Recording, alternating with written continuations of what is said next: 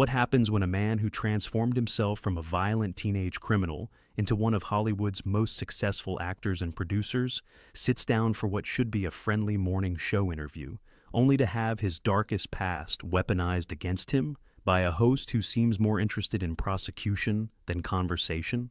What you're about to witness is one of the most uncomfortable confrontations ever captured on morning television. The moment when Mark Wahlberg, the Oscar-nominated actor who built an empire from the ashes of a troubled youth, was forced to defend not just his career, but his very right to redemption. The studio went dead silent. The coffee cups stopped clinking, and George Stephanopoulos discovered that some transformations are real, and questioning them has consequences. Before we dive into this incredible story, make sure to subscribe and drop your thoughts in the comments because, trust me, you're gonna want to talk about this one. The morning had started with the usual bustling energy at the Good Morning America studios in Times Square. Mark Wahlberg was coming on the show to promote his latest film, and the production team was looking forward to it.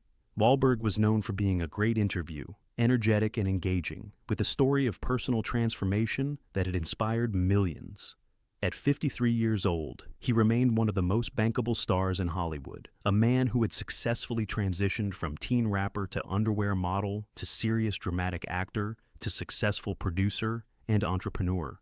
Mark arrived at the studio at an hour that would shock most people, but was completely normal for him. He had already completed his legendary 2:30 a.m. workout, attended morning mass, and had breakfast with his kids before most of America had hit their alarm clocks. This was the discipline that had defined his adult life, the structure he had built to replace the chaos of his youth. He greeted the production staff warmly, posing for photos with crew members who remembered watching him in Boogie Nights and The Departed. Robin Roberts met him in the green room with a warm handshake. They had known each other for years, and there was mutual respect between them. Michael Strahan stopped by to talk about their shared love of sports and fitness, comparing workout routines with the enthusiasm of two men who took physical discipline seriously. Everything seemed set for a pleasant professional interview. What nobody anticipated was that George Stephanopoulos had arrived at the studio that morning with a very different agenda.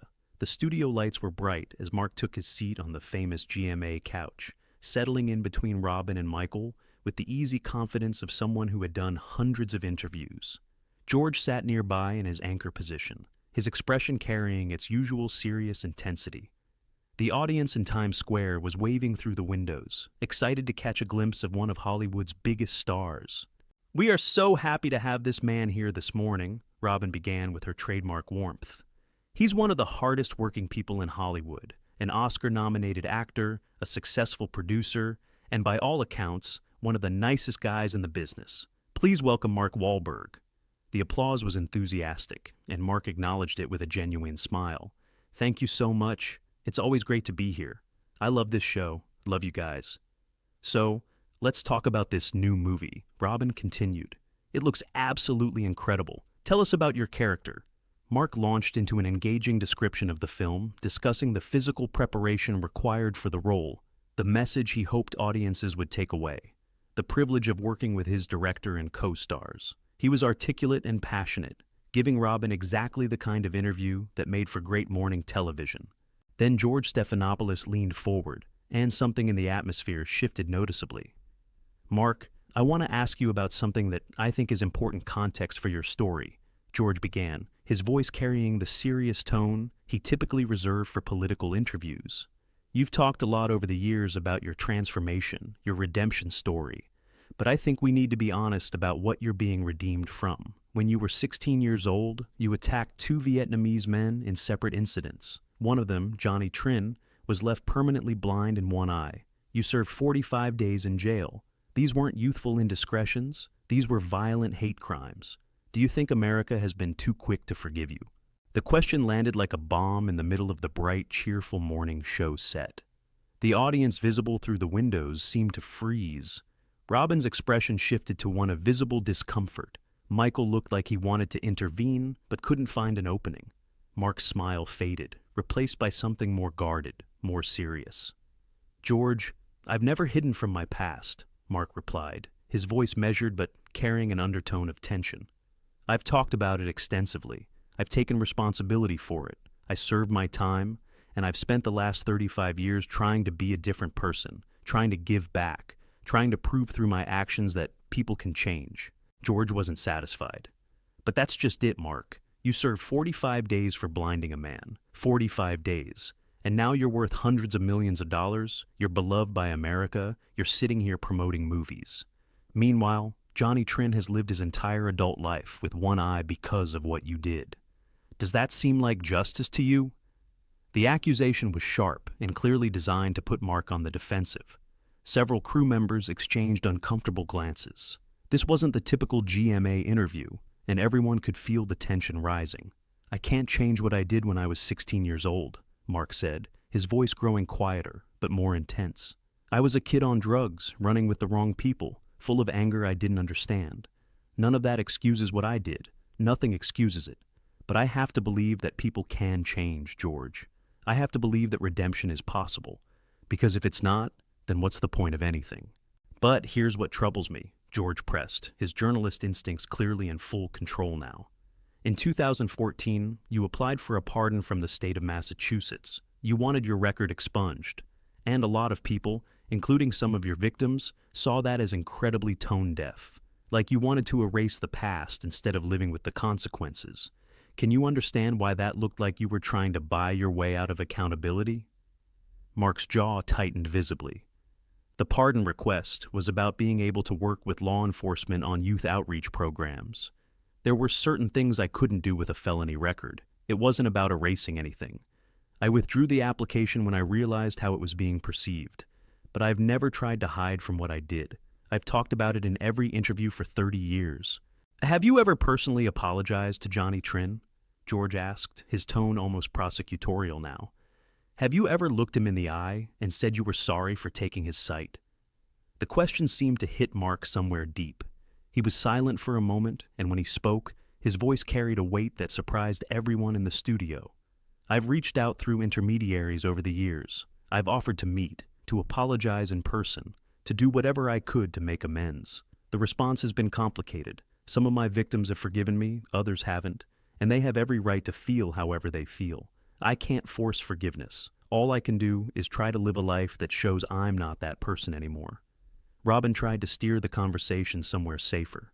Mark, I think everyone can see how much you've changed.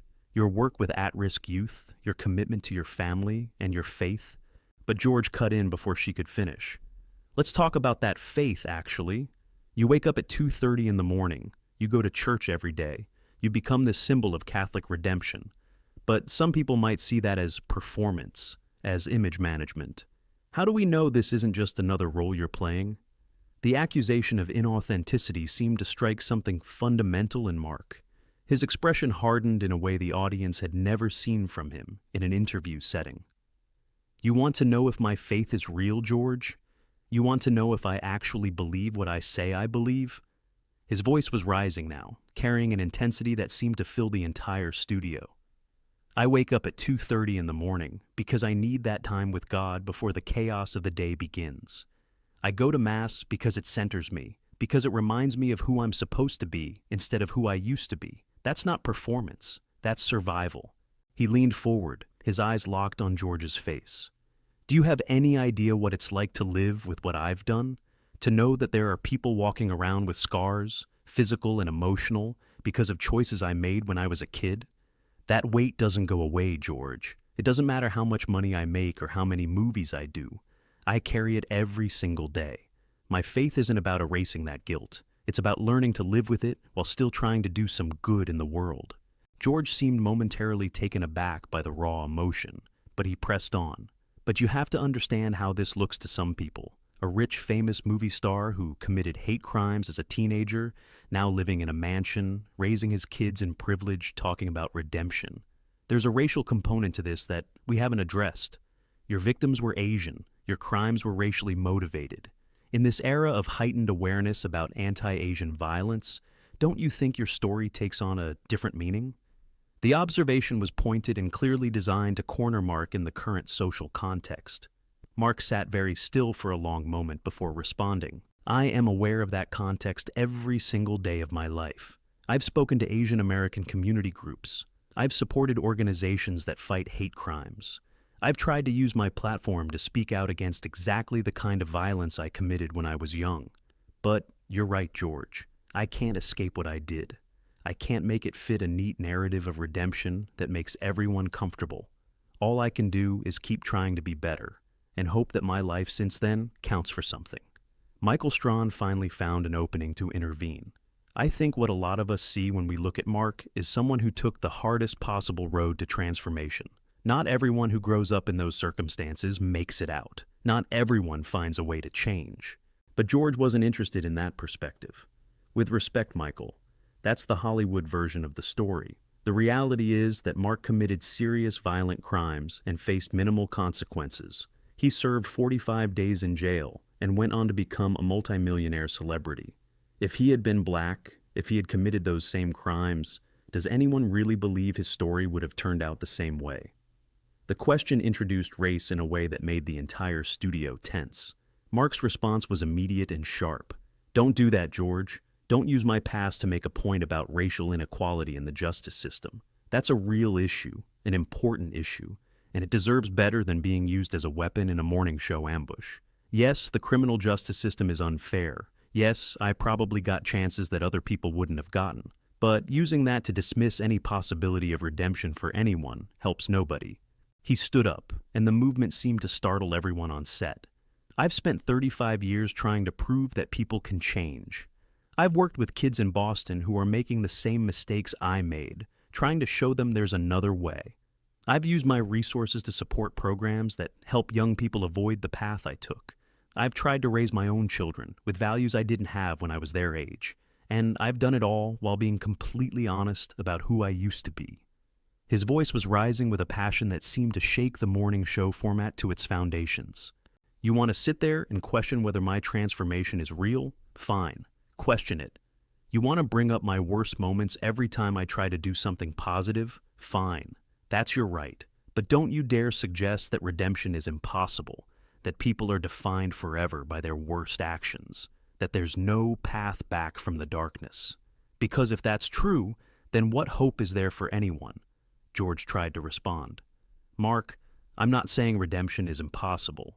I'm asking whether you've truly earned it, whether 45 days in jail and 35 years of success actually constitutes accountability for hate crimes." "Accountability?" Mark's laugh was bitter. "You think I haven't been held accountable? Every interview I do, someone brings up what I did when I was 16. Every profile written about me mentions it. My children have had to read about their father's crimes online. My wife married me knowing exactly who I used to be. I live with accountability every single day of my life, George. What I don't live with is people like you deciding that it's never enough, that no amount of change or growth or contribution can ever balance the scales." He turned to address the camera directly, and his voice shifted to something more measured but deeply heartfelt. "To anyone watching this who has made terrible mistakes, who has hurt people, who has done things they're ashamed of, I want you to know that change is possible. It's not easy. It takes years of work. It takes faith and discipline and a willingness to face your past, honestly. But it's possible. Don't let anyone tell you that you're defined forever by your worst moment. Don't let anyone tell you that redemption is just a story Hollywood tells." He looked back at George. "I came here today to talk about a movie I'm proud of, made with people I respect, telling a story I think matters. Instead, I've been put on trial for crimes I committed when I was a child, judged by someone who has never walked a mile in my shoes, questioned about the sincerity of my faith by someone who apparently thinks spiritual transformation is just another form of image management." He straightened his jacket with deliberate calm. "You know what the difference is between you and me, George. I know who I am. I know where I came from. I know what I've done, both the terrible things and the good things. I've spent 35 years building a life that I'm not ashamed of anymore. What have you built, George? What have you overcome? What demons have you faced and conquered?" The questions hung in the air, unanswered. "I grew up in Dorchester with nothing. I was addicted to cocaine by the time I was 13. I was in and out of jail. I committed acts of violence that I'll regret until the day I die. And from the absolute bottom, I built a career, a family, a life of purpose. Not because I'm special, but because I refused to accept that my past was my destiny." He turned to Robin, and his voice softened. "Robin, I'm sorry this went the way it did. You've always been good to me, and I appreciate that." He nodded to Michael. "Michael, good to see you, brother. Keep grinding." Then he looked at George one final time. "I hope you never have to experience the kind of fall I experienced, George. I hope you never have to claw your way back from the absolute bottom while the whole world watches and judges. But if you do, I hope you find more grace than you've shown me today. Because that's what redemption actually requires, not just from the person seeking it, but from the people who have to decide whether to grant it." He started walking toward the exit. The movie opens next month. It's about a man who gets a second chance at life and has to decide what kind of person he's going to be. I think it's the best work I've ever done. I hope people will see it and judge it on its own merits. And I hope, somewhere in that story, someone who's struggling, someone who thinks their past has disqualified them from a meaningful future, will find a reason to keep fighting. He paused at the edge of the set. "That's my legacy, George. Not what I did when I was 16. What I've done every day since then to try to be worthy of the second chance I was given. If that's not enough for you, that's your problem, not mine." And with that, Mark Wahlberg walked off the set of Good Morning America, leaving behind a stunned silence that seemed to swallow the entire studio. Robin looked close to tears, Michael was shaking his head slowly, and George Stephanopoulos sat in his anchor chair, looking like a man who was beginning to realize that he had perhaps crossed a line that shouldn't have been crossed. The show cut to commercial, but everyone knew that what had just happened couldn't be smoothed over with an advertisement break. A man who had spent 35 years proving that change was possible had been forced to defend that change against someone who seemed to believe that the past should be a permanent prison. And in defending himself, he had given a masterclass in what real accountability actually looks like. The aftermath of that interview would dominate entertainment and news media for weeks. Clips of Mark's powerful defense of redemption would be shared millions of times. Think pieces would be written about criminal justice, about second chances, about whether society truly believes in rehabilitation or just pays lip service to it. Some would praise George for asking the tough questions. Many more would note that there was a difference between journalism and cruelty, between accountability and persecution. But perhaps the most significant outcome was the conversation it sparked about redemption itself. Mark Wahlberg had done terrible things as a young man. That was undeniable, and he had never tried to deny it. But he had also spent decades trying to be different, trying to give back, trying to prove that the human capacity for change was real and meaningful. And when forced to defend that transformation on live television, he had shown exactly the kind of character that his critics claimed didn't exist. He had been honest about his failures. He had been accountable for his actions. He had been vulnerable about his struggles. And he had refused to accept that his worst moments were the only moments that defined who he was. For those watching who had ever made mistakes they were ashamed of, who had ever wondered if they could truly change, Mark Wahlberg's response was a powerful reminder that redemption isn't something that's granted once and then preserved forever. It's something you have to earn every single day through your choices and your actions. And sometimes you have to defend it against people who refuse to believe it's possible. What do you think about this incredible confrontation? Was George Stephanopoulos right to press Mark on his past, or did he go too far? Drop your thoughts in the comments below, and make sure to subscribe for more stories that will absolutely leave you speechless.